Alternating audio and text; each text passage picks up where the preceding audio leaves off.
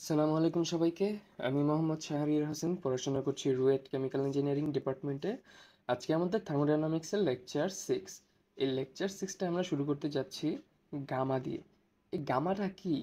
গামাটা হচ্ছে স্থির চাপে মোলার আপেক্ষিক তাপ সিপি ও স্থির আয়তনে মোলার আপেক্ষিক তাপ সিভি এর অনুপাতকে গামা বলা হয়।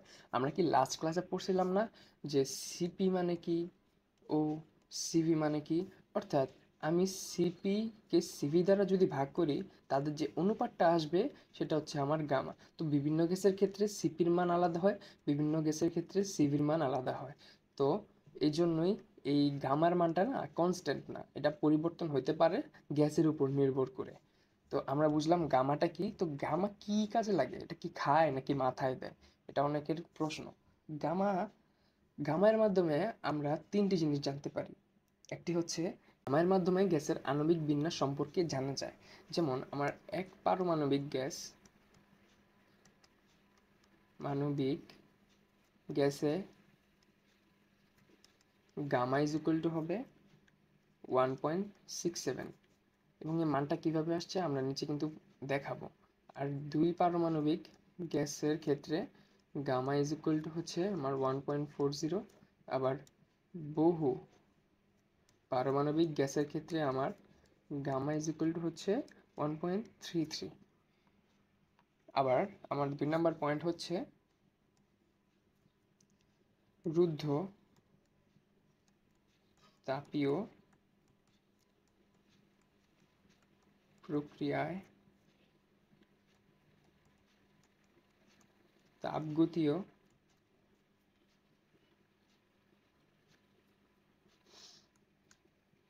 চলকগুলোর মধ্যের সম্পর্ক নির্ণয় করা যায়। যেমন আমরা কিন্তু একটা ক্লাসে বলছিলাম যে রুদ্ধতাপীয় প্রক্রিয়ার ক্ষেত্রে তিনটি সূত্র আছে। P V to the power gamma is equal to constant, তারপর T V to the power gamma minus one is equal to constant, তারপর হচ্ছে T P to the power gamma one minus gamma is equal to constant. এই তিনটা আমরা নির্ণয় করতে পারি। আর 3 নম্বরের ক্ষেত্রে হচ্ছে আমাদের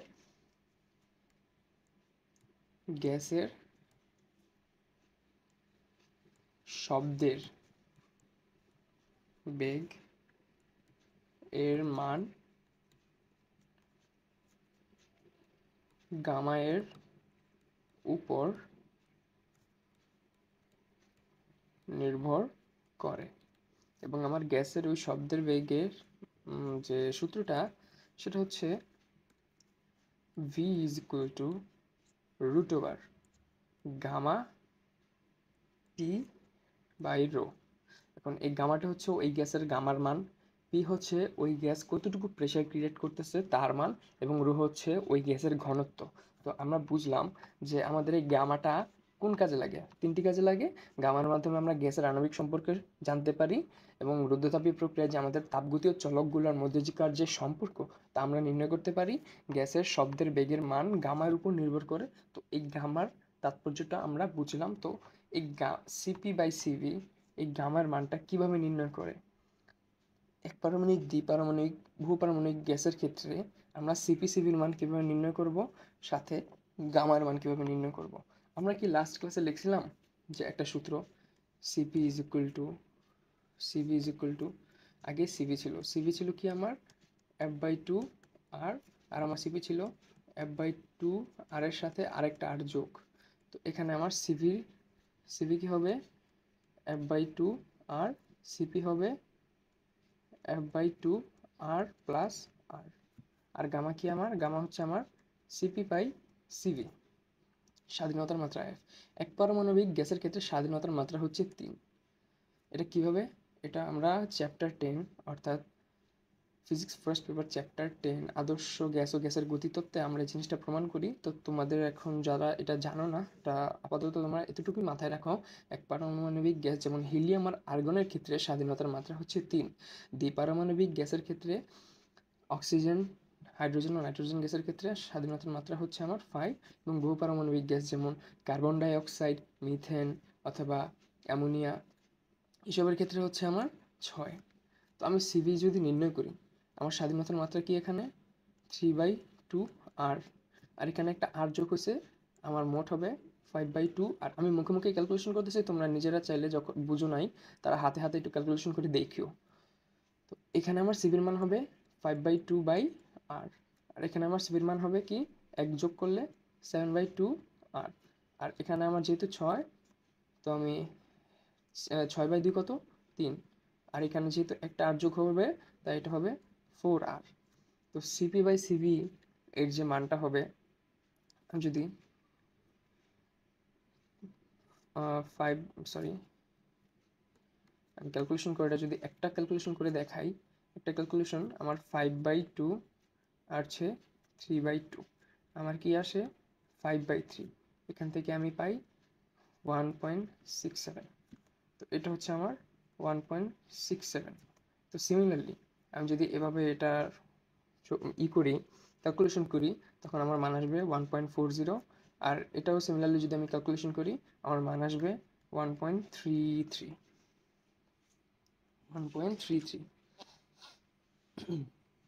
এখন আমাদের আরেকটা টপিক আছে যে সিপি এবং সিভিকে গামার মাধ্যমে প্রকাশ করো। সিপি এবং সিভিকে গামার মাধ্যমে প্রকাশ করো। আমরা কি লাস্ট ক্লাসে একটা সূত্র প্রমাণ করছিলাম যে CP minus CV is equal to R, আমরা প্রমাণ করছিলাম। এবং আজকে আমরা জানলাম যে CP by CV is equal to হচ্ছে আমার গামা। তো আমি এই সূত্র থেকে যদি সিভি এটা মানে ক্যালকুলেট করতে চাই, তো সিভির ক্ষেত্রে আমি এই সূত্রটা লিখলাম CP minus CV is equal to R. আমার যেহেতু সিভি নির্ণয় করতে হবে, তো আমি সিপিটাকে সরাই ফেলি। সিপিটাকে যদি আমি সরাই ফেলি, তখন আমার এখানে আমার সিপি আসবে, সিপি ইকুয়াল টু হবে সিভি ইন্টু গামা। আমি আনলাম এখানে gamma to CV minus CV is equal to R. আমি এখানে সিভি কি কমন নিতে পারি না? অবশ্যই পারি। তো আমার আসে কি gamma minus 1 is equal to R. কারণ এই জিনিসটা আমি নিচে পাঠিয়ে দিই, সিভি ইজ ইকুয়াল টু হয় আমার আর গামা মাইনাস 1। এটা হচ্ছে আমাদের অ্যান্সার। এখন আমি সিপি নির্ণয় করতে চাইতেছি।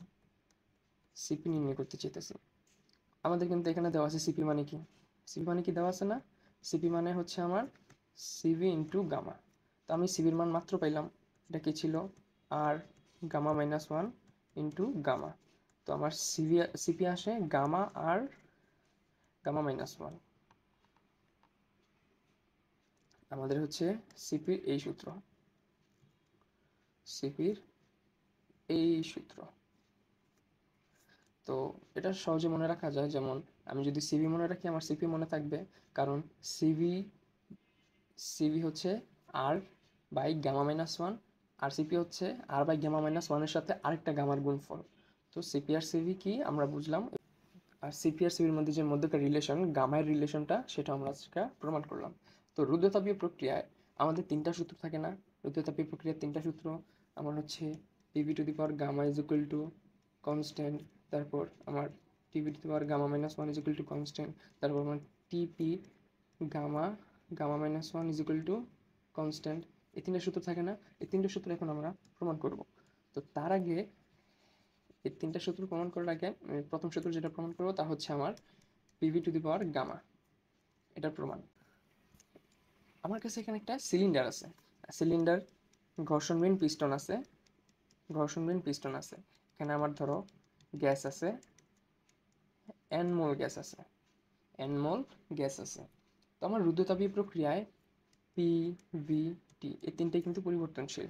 কারণ আমার যখন গ্যাসের সম্প্রসারণ প্রসারণ হবে, তখন আমার চাপ, তাপমাত্রা এবং আয়তন তিনটারই পরিবর্তন হবে। তো আমরা তাপগতিবিদ্যার প্রথম সূত্র থেকে কি পাই? DQ is equal to dU plus ডিডাব্লিউ। কিন্তু আমার রুদ্রতাপীয় প্রক্রিয়ায় ডিকিউর মান হচ্ছে 0। তো আমার আসে কি ডিডাব্লিউ ডিডাব্লিউ। এবং আমরা ডিডাব্লিউ অর্থাৎ কাজের আরেকটা সূত্র জানি, ডিইউ প্লাস পিডিভি।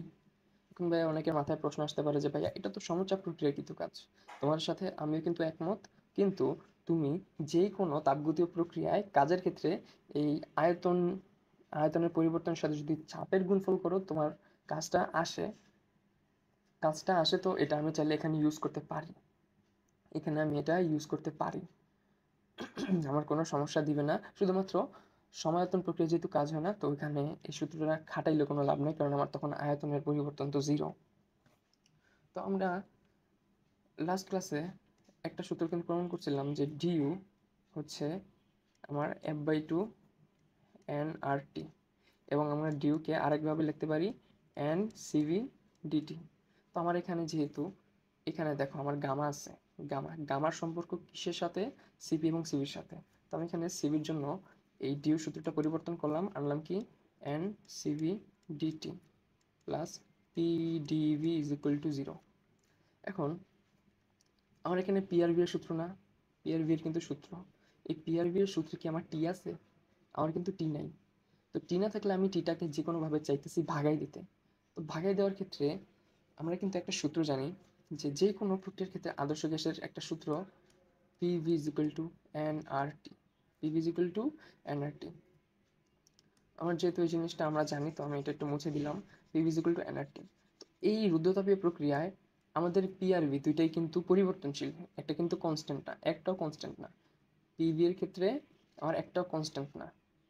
তো আমি যদি এখানে ডিফারেন্সিয়েট করি, আমাদের ডিফারেন্সিয়েটের একটা রুল জানা আছে না, যে d dx is equal d dx uv is equal to হবে কি ইউকে ছেড়া ভিকে ডিএক্স, আবার ভিকে ছেড়া ইউকে ডিডিএক্স। এই সূত্রটা আমাদের এখানে খাটবে।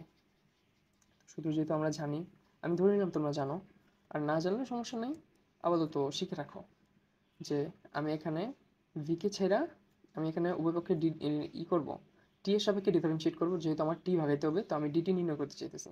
তো আমি ডিটি এর সাপেক্ষে উভয়পক্ষে যদি আমি ডিফারেন্সিয়েট করি, আমার এই দুটো কিন্তু কনস্ট্যান্ট, একদম কনস্ট্যান্ট মান। এন পরিমাণ গ্যাস আছে এবং আর হচ্ছে মোলার গ্যাস ধ্রুবক, এটা আমার কনস্ট্যান্ট। তো আমি চাইলে এটাকে বের করে দিতে পারি একবারে, এবং ডিটি লিখতে পারি।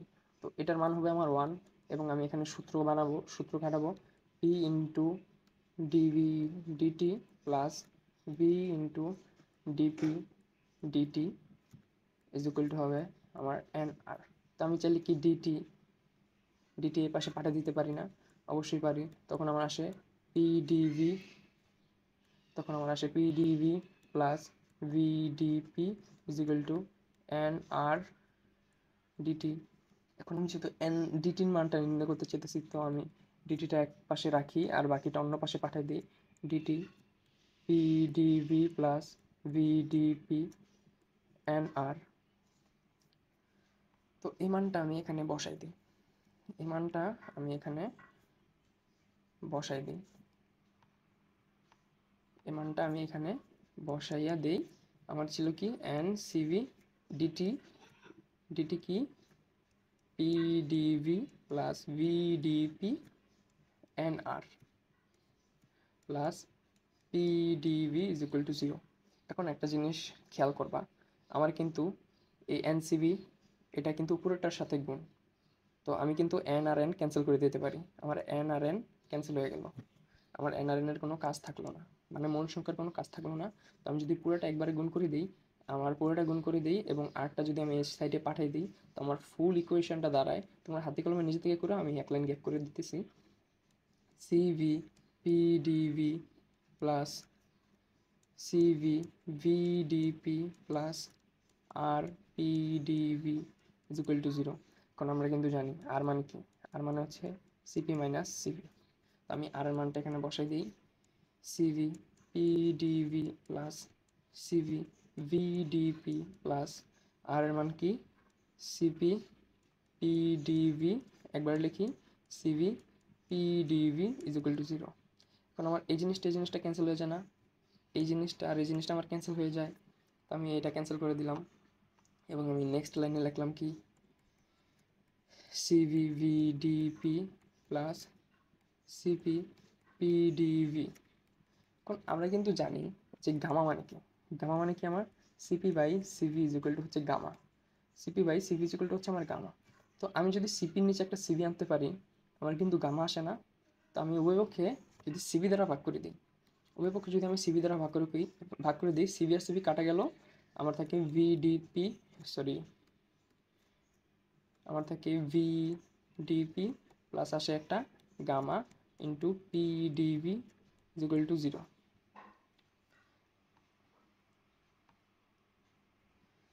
এই ইকুয়েশনটা কিন্তু আমার একটা ডিফারেন্সিয়াল ইকুয়েশন, এটা আমার একটা ডিফারেন্সিয়াল ইকুয়েশন। তো এই ডিফারেন্সিয়াল ইকুয়েশন থেকে যদি আমি একটা সম্পূর্ণ যে প্রেশারটার মানটা, সম্পূর্ণ যে কাজের মানটা নির্ণয় করতে চাই, তখন আমার অবশ্যই ইন্টিগ্রেশন করতে হবে। ইন্টিগ্রেশন করতে হবে এবং ইন্টিগ্রেশন করলে আমি আমার যে সম্পূর্ণ মানটা ওটা পাইতে পারি। কিন্তু এই অবস্থাটা না আমার এখন ইন্টিগ্রেশন করার মতন না, এই অবস্থা আমার এখন ইন্টিগ্রেশন করার মতো না। তা আমি করলাম কি, এখানে আমি উভয়পক্ষে পিভি দ্বারা ভাগ করে দিলাম। পিভি দ্বারা যদি আমার ভাগ করি, তো আমার এ সাইডে থেকে ডিপি বাই পি, আবার এ সাইডে থেকে gamma into dV by V is equal to 0। এখন যদি আমি এখানে উভয়পক্ষে ইন্টিগ্রেশন করে দিই, ইন্টিগ্রেশন করে দিই, ইন্টিগ্রেশন করলে আমরা কি একটা সূত্র জানি ইন্টিগ্রেশনের ক্ষেত্রে, integration 1/x dx is equal two ln x। আমরা কি জানি? না জানলে ভাই কিছু করার নেই, আসলে জানতে হবে। তো এখানে আমি জিরোকে ইন্টিগ্রেশন করলাম, ধরো আমি জিরোকে ইন্টিগ্রেশন করলাম।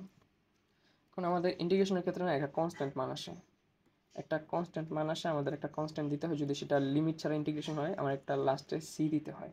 আমার এই দুইটা ক্ষেত্রে কিন্তু সি আসবে। যেহেতু কনস্ট্যান্ট, আমি কনস্ট্যান্টটা এই সাইডে পাঠিয়ে দেবো। এখন কনস্ট্যান্ট মানে তো কনস্ট্যান্ট, পজিটিভ হোক বা নেগেটিভ হোক, পজিটিভ হোক বা নেগেটিভ হোক আমরা তো জানি না, তাই কনস্ট্যান্টটারে কনস্ট্যান্টের মতো রাখলাম। আমরা ডাইরেক্ট ইন্টিগ্রেশন করে দিলাম। আমার আসে ln P plus gamma into ln V, gamma into ln V is equal to একটা কনস্ট্যান্ট আসে। এই কনস্ট্যান্টটারে আমি জাস্ট সি দ্বারা প্রকাশ করলাম, ধরো জাস্ট আমি সি দ্বারা প্রকাশ করলাম। এখন আমরা কি লগারিদমের নিয়ম জানি? আমার এখানে লন পি এর মতন থাকলো। তো লগারিদমের নিয়ম অনুযায়ী ভি এর মাথায় আমার গামা চলে যাবে, ভি এর মাথায় আমার গামা চলে যাবে। এবং আমরা জানি যে ln a plus ln b is equal to হবে আমার লন এ বি, এই জিনিসটা আমাদের হবে। তো আমরা ওই জিনিসটা এখান থেকে পাইতেছি যে আমরা যদি একবারে করে ফেলি, তো আমার আসে P V to the power gamma is equal to C. এখন আমি যদি লনটাকে ওই পাশে পাঠিয়ে দিই, আমার আসে অ্যান্টিলগ। তো অ্যান্টিলগ করলে আমার নতুন একটা কনস্ট্যান্ট আসবে। তো কনস্ট্যান্টের মতো থাক, আমার তা নিয়ে মাথা ব্যথা নাই, কনস্ট্যান্ট আসবে, একটা না একটা কনস্ট্যান্ট আসবে। তো আমার যে ফাইনাল প্রোডাক্ট সেটা বের হয় P V to the power gamma is equal to constant. আমাদের সূত্র প্রমাণিত, প্রুভড, আমাদের সূত্র প্রমাণিত। যারা বুঝো নাই আবার শুরু থেকে একবার দেখবা, অবশ্যই তোমরা বুঝতে পারবা, আমি সেভাবেই বুঝাইছি। তো আমাদের আরেকটা সূত্র কি, আমাদের আরেকটা সূত্র আছে ভাইয়া, TV, TV to the power gamma minus 1, এটা হচ্ছে আমাদের আরেকটা সূত্র। তো এই সূত্রটা যদি আমি প্রমাণ করতে চাই, আমরা মাত্র প্রমাণ করলাম না PV to the power gamma is equal to কি কনস্ট্যান্ট, এবং আমরা জানি PV is equal to n R T, PV is equal to n R T, PV is equal to n R T. আচ্ছা আমি তোমাদেরকে একটা কথা বলি, অনেক বই না এখানে এনটা ধরে নেই, এনটা ধরে নেই। তারা ধরছে যে এই পাত্রে আমার 1 মোল গ্যাস আছে, 1 মোল গ্যাস আছে। তো 1 মোল গ্যাস যেহেতু ভ্যালু 1, তো এখানে তারা 1 তো আর লেখে নাই, শুধু আরটি লিখে দিছে এবং এভাবে এভাবে তারা সূত্র প্রমাণ করে দিছে। আমি একদম শুরু থেকে একদম ডিটেলডে বুঝাই দিছি এনটা রেখে, তো তোমরা চাইলে ওভাবে প্রমাণ করতে পারো। তো পি ভিজিক্যাল টু এন আর টি। এখন আমার এখানে টি আছে না, আমার এখানে ভি আছে, আমার কি পি এর কোনো প্রয়োজন আছে? আমার পি এর কোনো প্রয়োজন নাই। তো আমি পিটা পাঠিয়ে দিতে চাই যে কোনোভাবে। তো আমি পি এর মানটা বার করলাম এখান থেকে, আমার আসে, এখানে আমার আসে n R T by V, n R T by V. এবং আমি যদি এই মানটা এখানে পাঠাই দিই, পি এর মানটা এখানে পাঠিয়ে দিই, আমার আসে n R T by V into V to the power gamma is equal to C. সূচকের নিয়ম যারা জানে তারা বুঝবো আমি কি করতেছি এখন। ভি আর এখানে আছে আমার গামা, তো আমি এটা কিন্তু ভি ইনভার্সও লিখতে পারি। তো ভি ইনভার্স যদি লিখি, তো আমি যদি একবারই লিখি, আমার আসে n R T into V to the power gamma minus 1 is equal to C, একটা কনস্ট্যান্ট। এখন এনও কিন্তু আমার কনস্ট্যান্ট একটা মান। আরও একটা কনস্ট্যান্ট মান, এরা কিন্তু পরিবর্তনশীল না। তো আমি যদি নিচে পাঠাই দিই তো নতুন আমার একটা কনস্ট্যান্ট আসবে না। তো নতুন কনস্ট্যান্টটা ধরো আমি একটু এক লাইন বাড়াই লিখি তোমাদের সুবিধার্থে, সি এন আর। আমার কিন্তু একটা নতুন কনস্ট্যান্ট আসছে। তো কনস্ট্যান্টের মধ্যেই থাকবে। আমরা যদি কনস্ট্যান্টের ভ্যালু জানি না, এটা যে পজিটিভ হবে নাকি নেগেটিভ হবে, এটা কি পজিটিভ হবে নাকি নেগেটিভ হবে আমরা জানি না, জাস্ট আমরা কনস্ট্যান্টের মতো রেখে দিই। তো সুতরাং আমার প্রমাণ আসে TV gamma minus one is equal to constant. কনস্ট্যান্টকে আমি সি দ্বারা প্রকাশ করলাম, আমার আসলো প্রুফড। এটা আমি প্রুফ করে দিলাম। আমাদের আরেকটা সূত্র আছে, TP gamma by gamma minus one, sorry gamma minus one না, এটা হচ্ছে আমার ওয়ান মাইনাস গামা, আমার ওয়ান মাইনাস গামা। এটা আমি প্রমাণ করতে চাই। আচ্ছা আমি কি উপরে ঠিক সেম ভুলটা করছি? আমি কি ঠিক সেম ভুলটা করছি ভাই? আমি না না না, আমার ঠিক আছে গামা মাইনাস ওয়ান। তো আমরা সিমিলারলি ওই প্রমাণ থেকে আনতে পারি P V to the power gamma is equal to constant. আর আমরা জানি আদর্শ গ্যাসের সূত্রের ক্ষেত্রে P is equal to n R T. তো আমার যেহেতু এখানে টি আছে আর পি আছে, আমার কিন্তু ভি এর কোনো চিহ্ন নাই এখানে।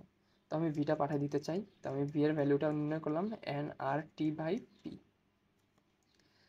তো এখান থেকে আমি পি এর মতন থাকলো, তো আমি ভি এর মানটা বসে দিলাম n R T by P to gamma is equal to C.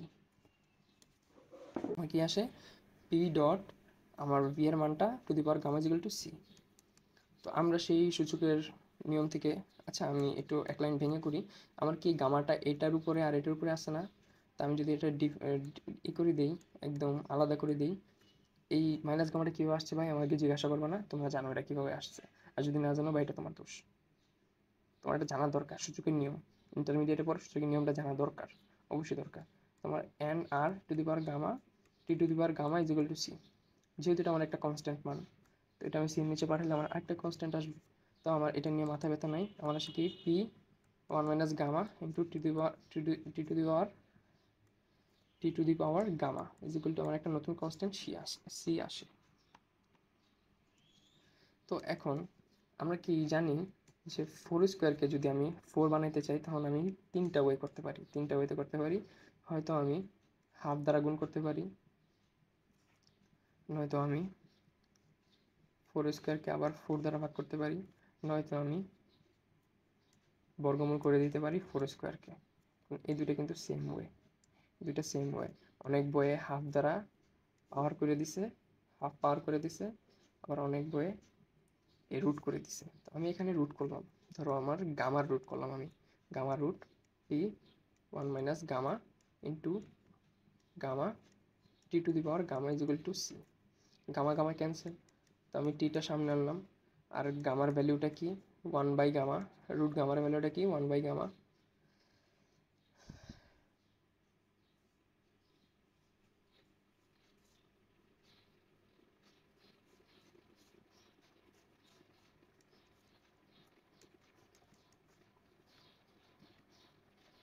আমার আসে এটা অ্যান্সার।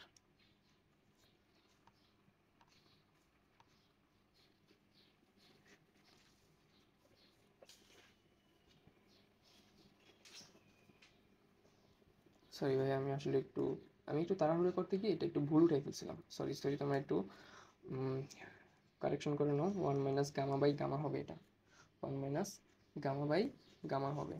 আমি একটু তাড়াহুড়ো করতে গিয়ে ভুল করে ফেলছি। সিমিলারলি মনে হয় উপরেও সেম ভুলটা করছি। ইজ্জত বলতে ভাই কিছু থাকলো না রে, ইজ্জত বলতে কিছুই থাকলো না আর। এটা হবে আমার one minus gamma by gamma. তো আমাদের তিনটা তাপগতীয় মানে আমাদের তাপগতি প্রক্রিয়া, ক্ষুদ্র তাপগতি প্রক্রিয়া যে তিনটা সূত্র তা আমাদের প্রমাণ করা শেষ। আমি যদি এদের ফিজিক্যাল রূপটা কেমন হবে তা যদি আমি লিখি, এটা হবে আমার P one V one to the power gamma P two V two the power gamma. আমার একটা সূত্র হবে ফিজিক্যালি, আর আরেকটা সূত্র দুই, এটা হবে আমার TV T one V one gamma minus one is equal to T two V two gamma minus one. এটা আমার যেমন আরেকটা ফিজিক্যাল ফর্ম আরেকটা সূত্রের। আর তিন নাম্বারটা হবে T one T one P one 1 minus gamma by gamma, T2 P2 1 minus gamma by gamma। তো এই সূত্রটা আমি কীভাবে বলে ফেলছি জানো? কারণ এই সূত্রটা আরেকভাবে লেখা যায়। তুমি পি এর মাথা খালি রেখা টি এর মাথায় gamma 1 minus gamma is equal to constant বানাইতে পারো ওই লাইন থেকে। কোন লাইন থেকে? এই লাইন থেকে, এই লাইন থেকে। তো এভাবে আমার একটু মাথাটা গুলাই গেছিলো। এটা কিছু কিছু গাইড বইয়ে হয়তো লেখা আছে এই সূত্রটা। তো তোমরা একটু নিজে থেকে চেষ্টা করো এটা প্রমাণ করার, এটা কীভাবে প্রমাণ করা যায়। তো আমাদের এখানে একটা প্রবলেম আছে।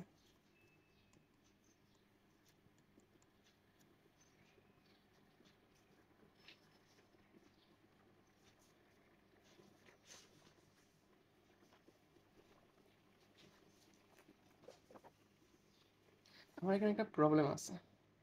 এই প্রবলেমে বলছে একটি সিলিন্ডারের মধ্যে 3 ATM চাপে, আমার এটা কালারটা চেঞ্জ করে নিই, 3 ATM চাপে 300 কেলভিন তাপমাত্রায় 10 লিটার বায়ু আছে, 10 লিটার বায়ু আছে। এখানে আমার বায়ুর আয়তনটা দিছে, 10 লিটার বায়ু আছে, তাপমাত্রাটা দিছে এবং চাপ পিটা দিছে। আচ্ছা, এখানে হঠাৎ করে আমি এটা বলে দিতে পারি এটা হচ্ছে আমার রুদ্ধ তাপীয় প্রক্রিয়া, এটা আমার রুদ্ধতাপীয় প্রক্রিয়া। আর যেহেতু ধীরে ধীরে বলছে এটা আমার সমষ্ণ প্রক্রিয়া। এটা আমি কীভাবে বললাম? আচ্ছা, রুদ্ধতাপীয় প্রক্রিয়া আমার কন্ডিশনটা কী ছিল? যে রুদ্ধতাপীয় প্রক্রিয়ায় আমার কন্ডিশনটা ছিল তাপশক্তির আদান প্রদান ঘটবে না এবং যে সিলিন্ডারটা আছে ওটা হবে আইসোলেটেড, মানে আমি তাপশক্তি দিলে তা গ্রহণ করবে না এবং ভিতরে যে তাপশক্তিটা সেটা বাইরে আসতে পারবে না। কিন্তু প্রকৃতপক্ষে না, এরকম কোনো সিস্টেম না এখনও সেরকমভাবে আবিষ্কার হইতে পারে নাই। তো এই জিনিসটা না সম্ভব ঘটানো শুধুমাত্র খুব অল্প ক্ষুদ্র সময়ের ক্ষেত্রে, অনেক হঠাৎ হঠাৎ সময়ের ক্ষেত্রে, মানে অনেক খুব ক্ষুদ্র সময়ের ব্যবধানে তুমি এই তাপগতীয় প্রক্রিয়াটা বাস্তবায়ন করতে পারবা। কিন্তু সমষ্ণ প্রক্রিয়ার ক্ষেত্রে তা হয় না। তুমি এটা চাইলে আস্তে আস্তে করতে পারতেছো, ধীরে ধীরে হইতেছে, এটা ধীরে ধীরে হইতেছে। যে সিলিন্ডারের উদাহরণটা দিছিলাম, সিলিন্ডারের উদাহরণে ভাইয়া তোমার যখন ওই গ্যাসের অণুগুলার ছোটাছুটি বাড়তেছে তাপশক্তি পাওয়ার কারণে, তখন তাদের মধ্যে কিন্তু একটা যে কলাইশনের পরিমাণ বাড়তেছে এবং আমার যে সিলিন্ডারের ভিতরে গ্যাসটা তার চাপটা বাড়তেছে। এখন চাপটা কিন্তু একবারে বাড়তেছে না, ধীরে ধীরে বাড়তেছে। তোমার যেহেতু ধীরে ধীরে বাড়তেছে, তুমি ধীরে ধীরে তোমার আয়তনটা বাড়াবা এবং চাপটা কনস্ট্যান্ট রাখবা, চাপের ভ্যালুটা কনস্ট্যান্ট থাকবে। যদি ধীরে ধীরে কাজটা করো, একবারে হঠাৎ করে করলে কিন্তু হবে না, তখন আমার চাপেরও পরিবর্তন হইতেছে, আমার আয়তনের পরিবর্তন হইতেছে হঠাৎ করে, এটা হঠাৎ করে হবে না, এটা আস্তে আস্তে হবে সমষ্ণ প্রক্রিয়ার ক্ষেত্রে। তো বুঝলাম যে রুদ্ধতাপীয় প্রক্রিয়া। তো আমি তোমাদের একটা কি পয়েন্ট লিখে দিই, ধীরে ধীরে বললে সমষ্ণ প্রক্রিয়া এবং হঠাৎ আচমকা বললে রুদ্ধ তাপীয় প্রক্রিয়া। আমরা ম্যাথটা সলভ করি। আমাকে বলছে কি, কতে চাপ যদি হঠাৎ করে দ্বিগুণ করা হয় তাহলে আমার বায়ুর আয়তন ও উষ্ণতা কত হবে, চাপ হঠাৎ করে দ্বিগুণ করা হলে। তো আমার যদি P1 3 ATM হয়, আমার P2 হবে কি 6 ATM, যেহেতু আমার হঠাৎ করে দ্বিগুণ বলছে, দ্বিগুণ করতে হবে। এবং আমার T1 কি ছিল 300 কেলভিন, আমার T2 কিন্তু জানা নেই, আমার T2 নির্ণয় করতে হবে। এবং বায়ুর আয়তন প্রথমে কত ছিল? প্রথমে আয়তন V1 ছিল 10 লিটার এবং পরবর্তীতে আমার আয়তন V2 এর মান কত হবে আমার জানি না। তো আমি এখানে চাইলে প্রথমে P1 V1 to the power gamma, P2 V to the power gamma use করে আয়তনটা নির্ণয় করতে পারি। যেহেতু আমার প্রেশার বলা আছে, আমি প্রেশার P1 P2কে এক করলাম, আবার V2 V1কে আলাদা করলাম এবং এটার হোল পাওয়ার গামা হবে। যেহেতু আমি নিচে পাঠাইছি দুইটারই পাওয়ার সেম, তো আমি একবারে এটার উপর গামা দিতে পারলাম। তো আমি যদি গামাটা এই সাইডে পাঠাই, গামাটা যদি আমি এই সাইডে পাঠাই, যেহেতু আমার V2 নির্ণয় করতে হবে, আমার V1 জানা আছে, গামাটা এই সাইডে পাঠাইলে আমার P1 বাই P2 এর পাওয়ারটা হয়ে যাবে 1/gamma 1/gamma। তো আমি যদি এটার ভ্যালুটা নির্ণয় করি ধরো v2 ভ্যালুটা নির্ণয় করলে আমার ভ্যালুটা আসে এখানে। আমি যদি এখানে ভ্যালুটা ইনপুট করি, আমার p1 ছিল 3 atm এবং p2 ছিল 6 atm এবং গামার মান আমার দেয়া নেই। আমার এখানে গামার মান দেয়া নেই, কিন্তু আমাদের যে বায়ুমণ্ডলে যে গ্যাসগুলো আছে তার জন্য আমরা সাধারণত 1.4 ধরেই সকল ম্যাথ করে থাকি। যেহেতু আমার গামার মান দেওয়া নেই, তুমি চাইলে যে কোনো ম্যাথের ক্ষেত্রে যদি গামার মান না দেওয়া থাকে 1.4 ধরে তুমি ম্যাথ সলভ করতে পারো। তো আমি এখানে দিলাম 1.4 আমার অ্যান্সার আসে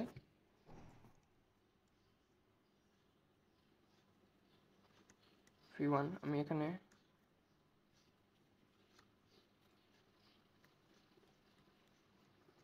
সেখানে 0.609।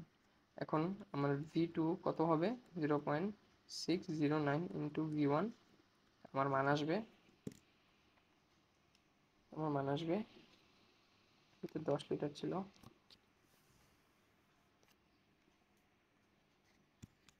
আমার মান আসবে 6.09 লিটার। এটা হচ্ছে আমাদের প্রথম অ্যান্সার। দ্বিতীয় ক্ষেত্রে, ক্ষয়ের ক্ষেত্রে আমার কি বলছে? আমার তো আবার টেম্পারেচারও নির্ণয় করতে বলছে, টেম্পারেচার। তো আমি এখান থেকে যদি টেম্পারেচার নির্ণয় করতে যাই, আমার আরেকটা সূত্র আছে কি, T1 P1 1 minus gamma by gamma, T2 P2 1 minus gamma by gamma. তো আমি এখানে ডাইরেক্ট সূত্রটা এরকমভাবে লিখি। ধর আমি T2 নির্ণয় করতে চাই, এটা কীভাবে আসছে তোমরা বাসায় ট্রাই করবা। T1 into P1 by P2 1 minus gamma by gamma. তো এখান থেকে আমি ডাইরেক্ট যদি ভ্যালুগুলো ইনপুট করি, আমার 300 কেলভিন ছিল এবং আমার ছিল 1/2, যেহেতু আমি আয়তন দ্বিগুণ করছি, 1 মাইনাস 1.4 আমার টেম্পারেচারের মান আসে এখানে,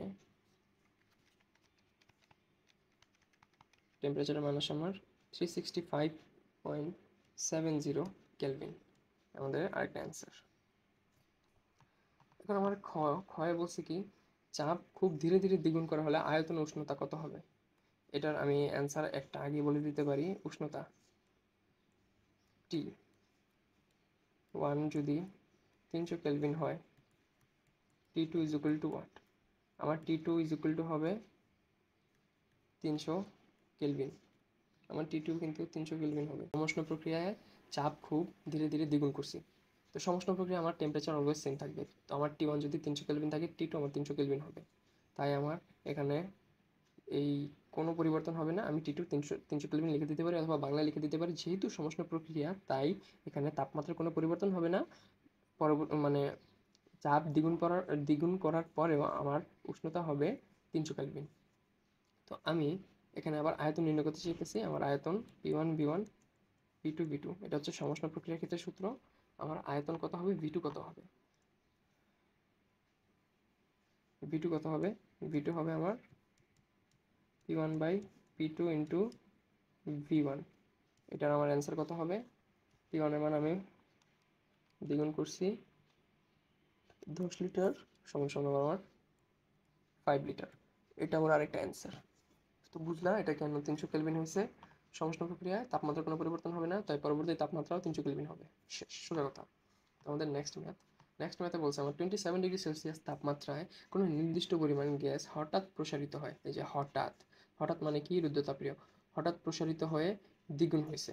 আমার আগে যদি V1 থাকে, পরবর্তীতে হয়েছে V2 is equal two 2 into V1। আয়তন লাভ করে চূড়ান্ত তাপমাত্রা কত?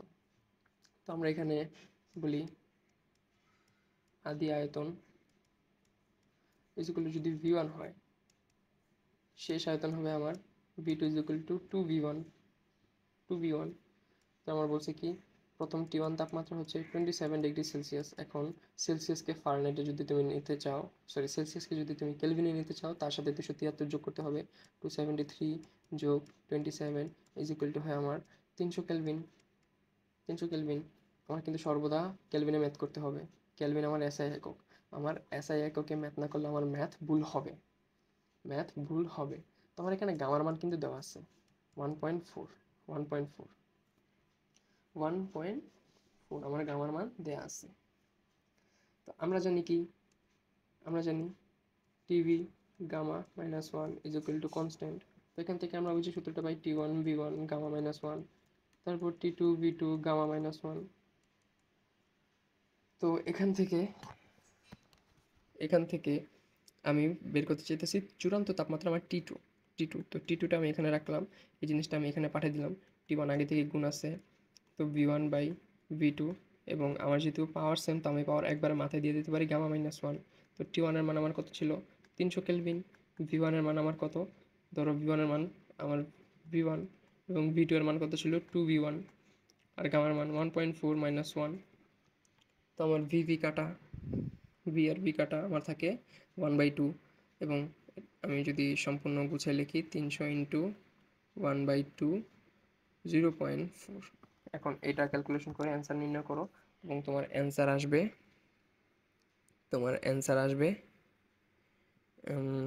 270, সরি 270 না, ক্যালকুলেটর, আমার ক্যালকুলেটর দিয়ে যদি আমি মানটা নির্ণয় করি, আমার মানটা হবে 300 ইন্টু 1/2 টু দি পাওয়ার 0.4। আমার অ্যান্সার আসে 227.36 কেলভিন। এটাকে যদি আমার ধরো ডিগ্রি সেলসিয়াস নিতে চাই, তখন আমার -273 দ্বারা বিয়োগ করতে হবে।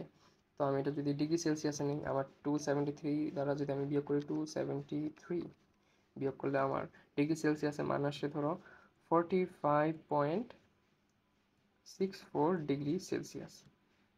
এটা আমার একটা অ্যান্সার, এটাও একটা আমার অ্যান্সার। আমি তোমাদেরকে বোঝানোর খাতিরে ডিগ্রি সেলসিয়াসটা নির্ণয় করে দিলাম। তো আমাদের নেক্সটের যে কোশ্চেনটা তা ছিল,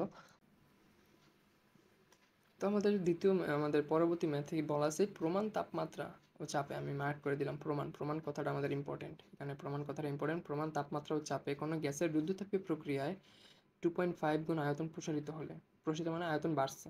আমার যদি আগে V1 আয়তন হয়, আমার V2 আয়তন হবে 2.5 ইন্টু V1। তাহলে চূড়ান্ত চাপ কত? চূড়ান্ত চাপ হচ্ছে আমার P2 কত? এখন আমাদের যে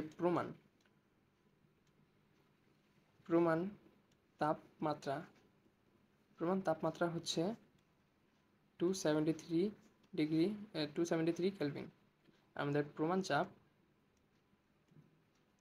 প্রমাণ চাপ হচ্ছে আমাদের 1 atm।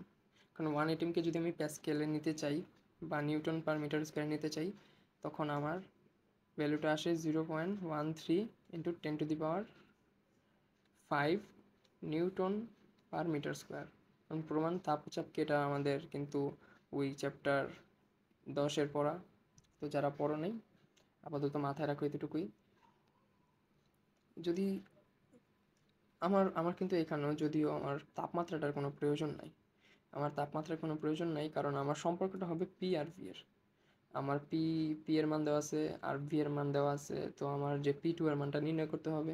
তো আমার এখানে P1টা কি 1.013 into 10⁵ newton per metre square, আর আমার P2 নির্ণয় করতে হবে। আমার যদি আদি আয়তন ইজ ইকুয়াল টু V1 হয়, শেষ আয়তন হবে আমার 2.5 V1। তো আমরা জানি P1 to the power gamma is equal to P2 to the power gamma. আমার নির্ণয় করতে হবে P2 আমি এখানে রাখলাম। আমার এখানে P1 ছিল, তো V1 যেহেতু সেম পাওয়ার, তো গামা আনলাম। P1 এর মান আমার 1.013 টু 10⁵, এবং V1 এর মান আমার V2 এর মান হচ্ছে আমার 2.5 V1। এটা কাটা, পাওয়ারের মান 1.4, কারণ আমাদের গামা দেওয়া ছিল 1.4। আমি যদি এটা ফুললি ক্যালকুলেট করি, ক্যালকুলেট করলে আমার অ্যান্সার আসে 1.013 into 10⁵ into 1/2 to the power 0.4। আমার অ্যান্সার আসে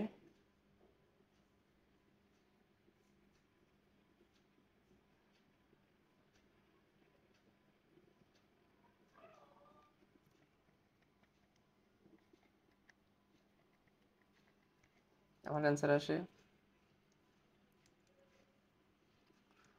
2.809 into 10⁴ newton per metre square. Calculator আমার এই অ্যান্সারটা আসে, এটা হচ্ছে আমার P2। তো আমাদের এই ম্যাথটাও, তো অনেকের মাথায় কোশ্চেন আসতে পারে যে ভাইয়া আমরা 1.30 into 10⁵ newton per metre square দিয়ে কেন করলাম, 118 দিয়ে করলাম না কেন? তুমি যেটা দিয়ে চাও করো, আমার কোনো সমস্যা নাই। কারণ এখানে যে আমার আলটিমেটলি যে আয়তনের যে আয়তনের এককটা কাটা যেতেছে, এখানে V1 আয়তনের একক যদি লিটার হয় লিটার, এই লিটার সাথে লিটার কাটা যেতেছে। যদি আমার ওই মিটার কিউব হয় মিটার কিউবের সাথে মিটার কিউব কাটা যেতেছে। তো আমার এখানে কোনো প্রকারের সমস্যা নাই, তুমি চাইলে এটিএম দিয়েও নির্ণয় করতে পারো, এটা তোমার উপর নির্ভর করে। আমি যদি এটিএম দিয়েও নির্ণয় করে দিই, এটিএম এর মানটা কত হবে? আমি এটিএম এর মানটা যদি নির্ণয় করতে চাই,